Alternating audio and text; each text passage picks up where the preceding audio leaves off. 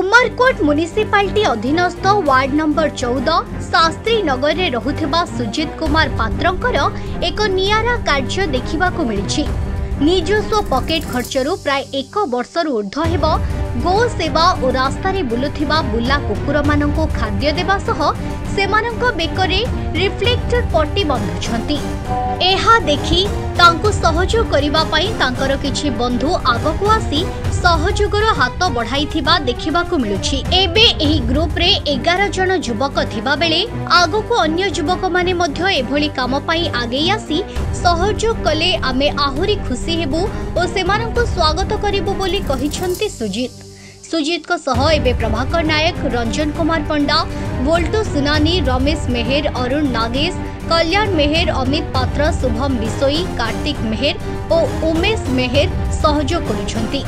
आजिर सांप्रतिक परिस्थिति रे किछि खळ प्रकृतिर लोके मनीष माननको विश्वास करुनथिबा बेले सुजित को एही नियारा सेवा मनोवृत्ति सेमाननको उचित मार्ग देखाइबारे सहायक हेबो बोली आशा करिबा।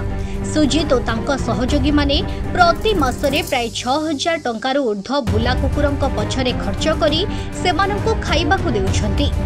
बेकरे पट्टी बांधी मूक पशु मानक जीवन रक्षा करिबारे प्राय 10,000 ऊर्ध्व टंका खर्च होइथिबा जणा पड़िछि। अंचल रे दिनकु दिन दुर्घटना बढ़िबा और मद्यप संख्या रे द्रुत वृद्धि जोगु राति रे गाई गोरु और बुला कुकुर प्राय प्रतिदिन गाड़ी चका तले पड़ी आहत और मृत्यु मुखरे पड़ुछंती। एणु तांको बेकरे पट्टी बांधिबा द्वारा एहा दूररू गाड़ी चालकंकु देखाजिबो, फलरे दुर्घटनारू किछि मात्रा रे रोका जाई परिबा सह पशु माने मध्य कष्ट भोगिबारू रक्षा पाई परिबे बोली एही युव गोष्ठी आशा रखिछंती। मो ना सुजित कुमार पात्र, आईटी रोड गुलीपाटनार कहूली। एटा हो जाइथिबो वर्षे 1.5 वर्ष पापाखी हो जाइथिबो।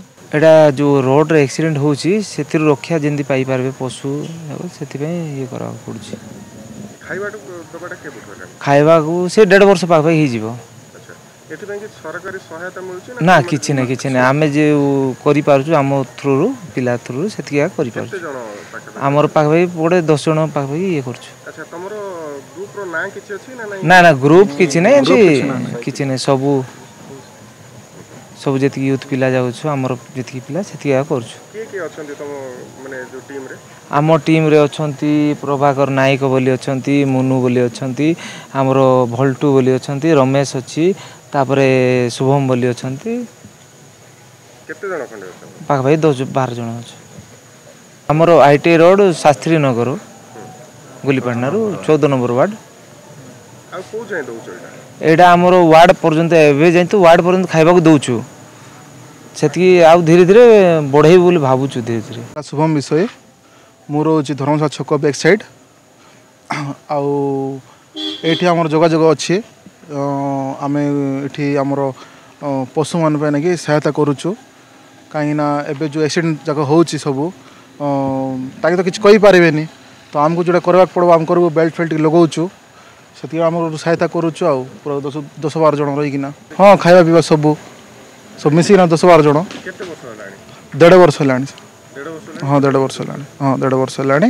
हां हां हां विश्व दिना मार दउथिले सेति पय ना कि हम खाइबा पीबा देकी सब को ना कि सहयोग करथुलु। नवरंगपुर रो प्रीति रंजन दास को रिपोर्ट, फोकस प्लस।